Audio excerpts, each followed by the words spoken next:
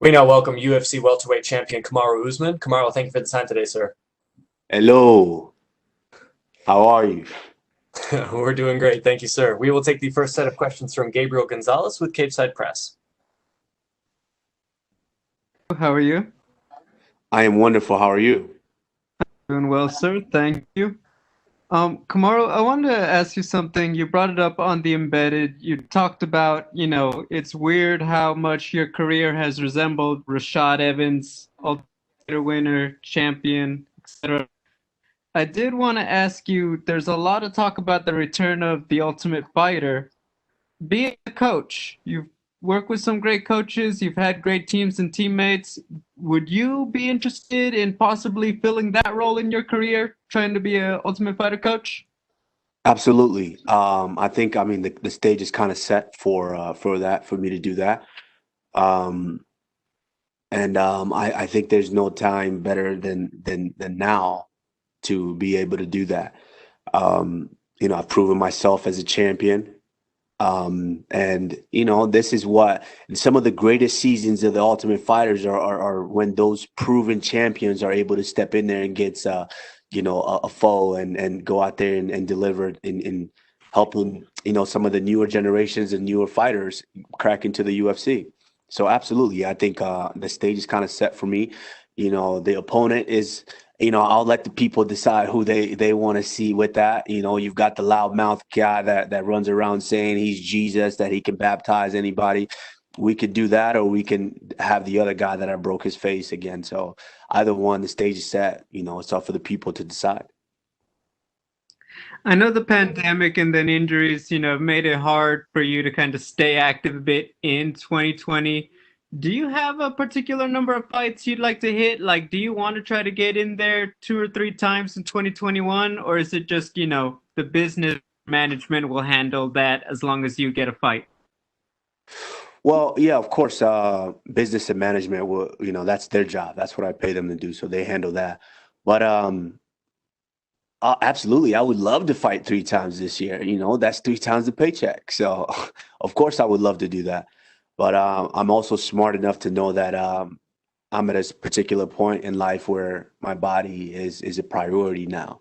And so, if my body permits me to fight three times, then I can do it 3 weeks in a row. We'll knock him out. But if not, then I kind of got to listen to my body and my team and my coaches, and we'll decide what's best. My final question, I'm asking all of the fighters this. You guys are fighting on Valentine's Day weekend. What is the welterweight champion, Kamaru Usman's idea of a romantic Valentine's Day? Oh, well, initially Valentine's would just be me and my daughter. I'm in a weird place now to where actually being a father and then you have a child where, and it's a daughter. I'm kind of in that place to where I have to display the example that I would want her to know and understand, and that I would want a man to give her.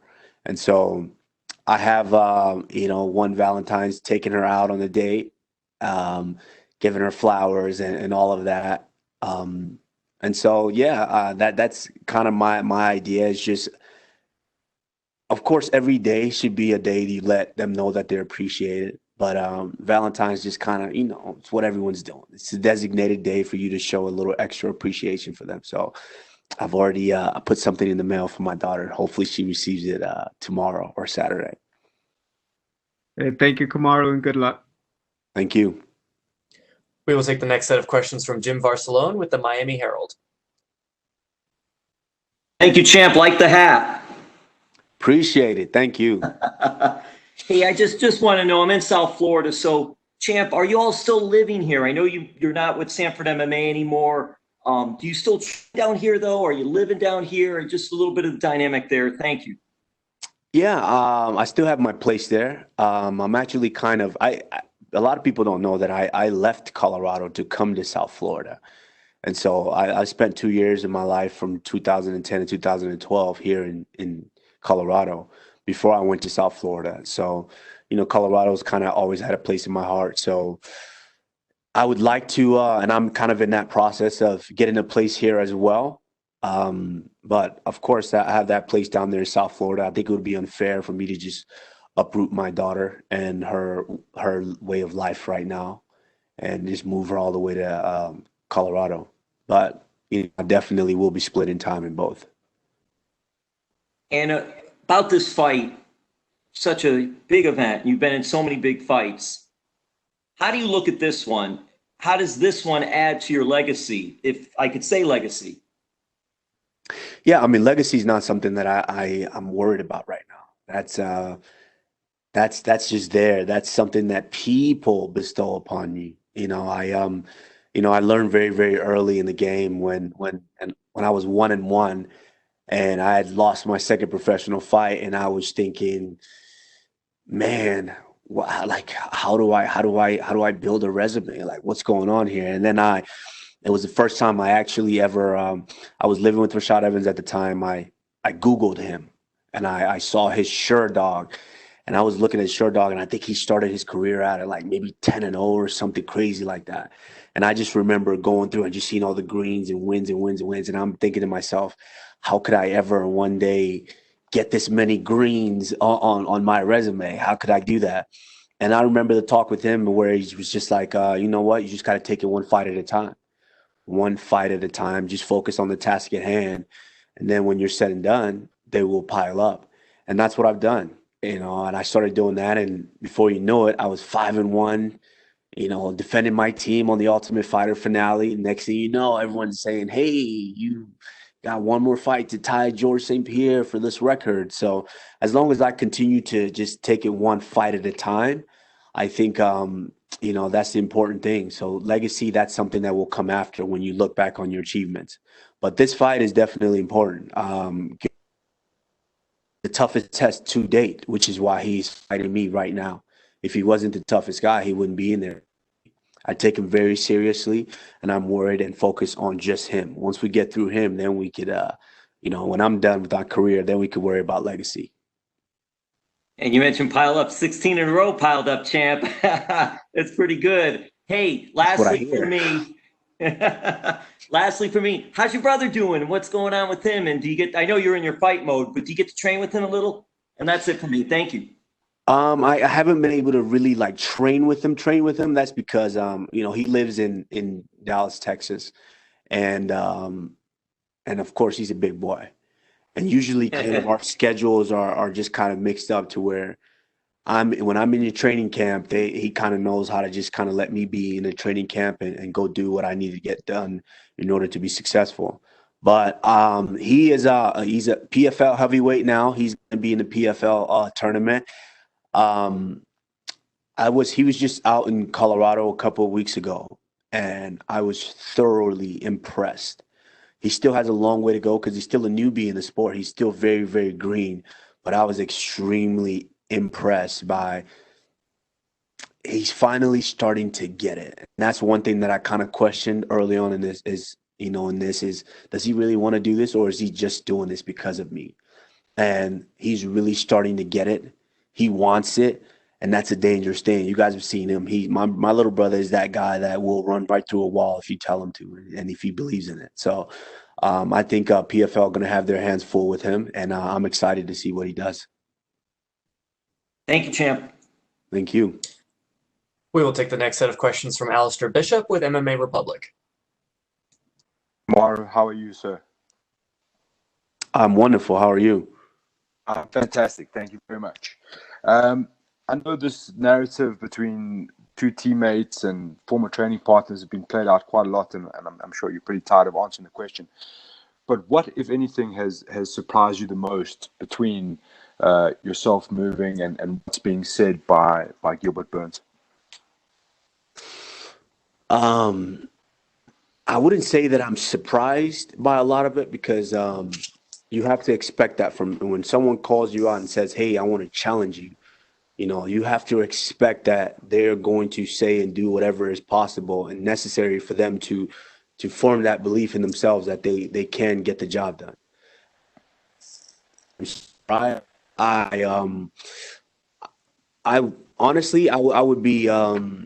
I'm a human being with human emotions, and when you spend so much time with with that team. I've always been there. That was where my career was with, with the Black Zillions, and then, over at H Kickboxing. I was always with them. And when you are the guy who kind of helped, I was there from the start, and you go in and you give them the world championship. It's and then things kind of play out the way that they're playing out. It's kind of tough when people start taking sides. That's a tough one. And I would be honest if I said that wasn't kind of the most surprising thing to me.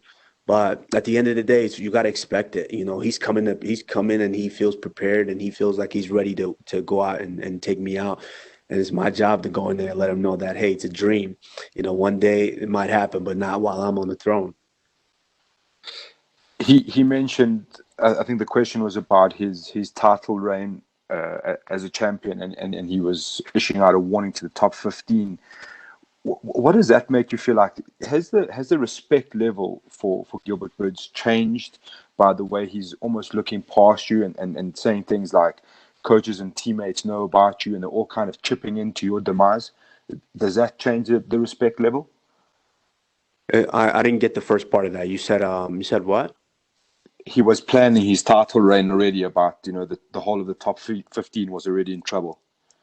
Yeah, no. I mean, it is what it is. He has to say that. I mean, it's we hear it time and time again. Guys have to they have to. If you don't believe in yourself, then why are you even in there? Or if you don't say you believe in yourself, why are you in there? Everyone has to say that.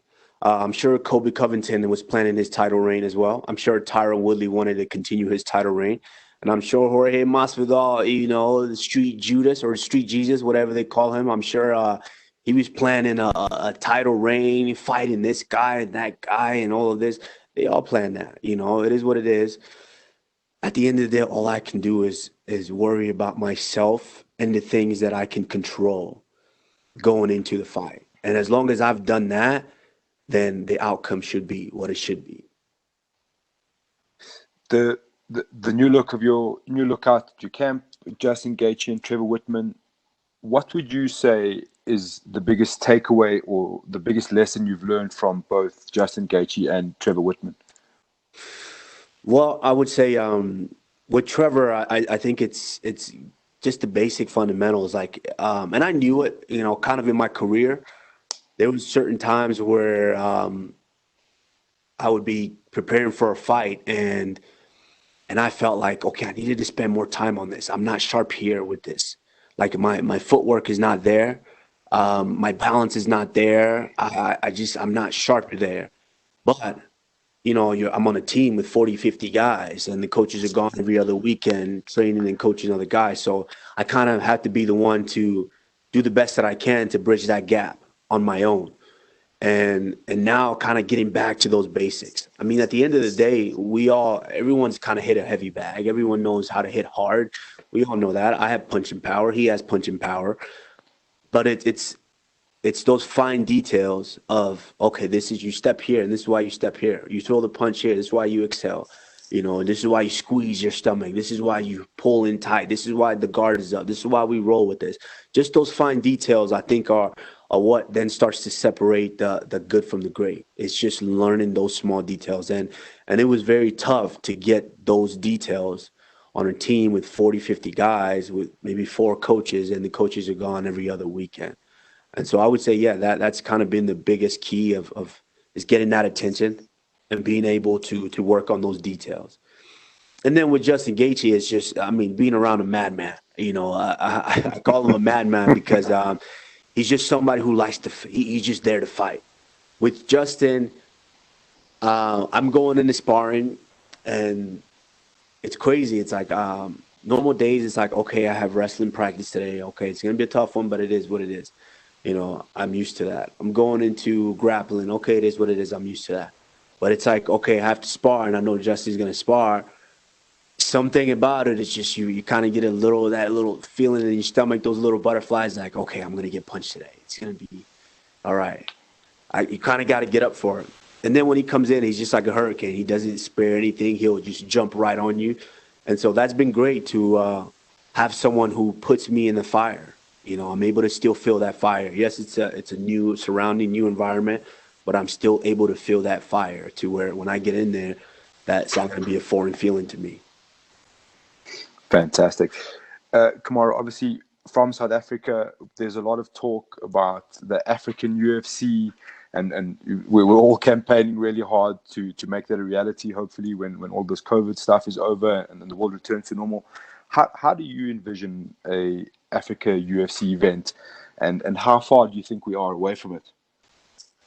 Honestly, I don't think we're far at all. I think the tough thing is just, the higher ups and the execs just, are able to say, okay, we're gonna do whatever it takes to make it happen. Because obviously there's intricate details that a lot of people don't know that goes into bringing events to certain places, as far as transport, just financial wise, and not just financially, but also logistics, and making sure everything works out. There's a couple of countries down in the continent of Africa who are definitely capable of being able to host and make this thing come to fruition. And it's just kind of up to the company to basically decide if, hey, we're going to make this happen. Because sooner than later, we're about to have three African-born champions, all holding belts. So I mean, we're gonna have to make something happen sooner or later, and I envision that just being one of the most memorable and massive events that this company has ever seen. Fantastic. There's definitely going to be a couple of young Africans and especially South Africans listening and watching this. So, a two-part question: what would you say to those youngsters in pursuit of their dreams, and a message to those African fans? No, my biggest message is always been is, I'm an African-born child. I came from there. I was born there and I was raised there for a while until I moved over here to the States, and my roots are very strong from there, very deep. I remember my time there very, very vividly and very well. And one of those things is when you're growing up and the country is kind of the way it is, certain countries, it's tough to see yourself out of that situation. It's tough to ever see yourself like we had a well. We had to go out and get fresh water, boil the water in order to be able to have stuff to cook for the day and take care of ourselves on a daily. And this is what I come from. And I know this is what a majority of some African kids are going through and living in right now.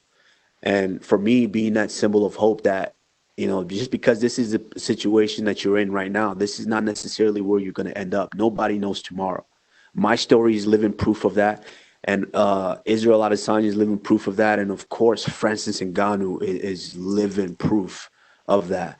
And so it's just that message to let all my Africans, and not just Africans, but people all over the world know that, your situation, your circumstances today are not always where God has designed for you to end up. Inspiring. Thank you very much. So best of luck. And as always, Africa is behind you. Thank you. I appreciate that. We'll take the next set of questions from Fabricio Souza with Diario Claren. Hi, Kamaru from Argentina. Hola, my friend. How are you? Hola. Sorry for my bad English, Kamaru. How you feel for that fight? I'm feeling good. Of course, the narrative is I'm finding someone that I'm familiar with, but at the end of the day, I'm feeling good. I woke up this morning and it became a lot more real, with the when you start starving, it's like, why am I starving? And so it becomes real for you. So, yeah, I feel good. And I'm just to get this weight off and get the show on the road. Yes. Is Durinho Burns the most dangerous fighter in the division for you? I ask because of his grappling first, your grappling level first, and he knows you very well. Absolutely. Right now, he is the most dangerous guy in the division. Absolutely. One, because there's that element of he's felt me before, Obviously, it was in training, but he's felt me before, and he has an idea of kind of the way that I move. Excuse me. It's okay. It's my mom. Oh, She would you call me say to your do mom. interviews. But it's hold on one second. She's gonna be mad. Don't hold your Hey mom. mom, madam, I'm doing an interview right now. You called me right in the middle of a media day. Are you okay? Everything okay? My mom, every now and again, she'll just call and give The, some the, little the, prayer. the mama, the moms are all already in the life. Yes. And so, yeah, I mean, with Gilbert, yes, he's absolutely the most dangerous guy right now because, yeah, he's felt me before, and then of course he's on a streak. He's got that ultra confidence right now that he's the guy. But as far as skill wise, it's not just because he's grappling. I faced Damian Maia is probably the most dangerous grappler we've ever seen in the sport of MMA. Mm. I've faced Sergio Moraes, another incredible grappler. And so it's not just he's not dangerous just because of his grappling. He's dangerous because he's felt me before and he's got that ultra confidence that he can do this. And so it's my job to go in and let him know that it's not his time yet. Okay, you say that in case of your win this fight, you are not clear who will be the next in the division. Do you see yourself moving up the a division in the future? Um, if after not if after I win this fight, I do think because I don't like the narrative of how these guys. I believe in in my last fight, these guys hopped into a perfect scenario and a perfect excuse for them. And which was the only way they took the fight. We tried to make that fight 3 times before, and they didn't. They didn't accept the fight.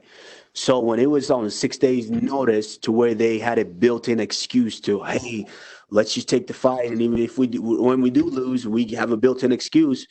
That kind of didn't sit well with me, and I think I would love to run that one back just to go out there and fully display the skills that I've been working on, and I would love to finish him. And I think this one it'd be much easier to finish him. Hmm. The last one. In Chile, you were going to fight with Santiago Poncinibio, Argentina, but he got injured. Now you are the champion, and he lost recently after 2 years without fighting. Do you think that in the future that fight could happen? Yeah, I think so. I mean, Ponzinibbio is someone that's he's very, very dangerous in the division. And it's very, very tough to sustain an injury and be out of this game for almost 2 years. That's extremely tough. And then him coming back and trying to find his footing again. That's a tough task for anybody to do. And so I think, yeah, absolutely. I think if he's able to get back and just rehab and make sure that he's healthy, I think for sure that's a fight that could happen down the line. I mean, I like the guy. I like his body of work. I like his aggressiveness and how he fights. So, yeah, absolutely. That's a fight that could take place in the future. Well, thank you, Kamaru. Thank you for talking with me. Thank you. I appreciate it. Thank you so much, Kamaru. That unfortunately is all the time we have for you, sir. We appreciate it. All right. Thank you, guys.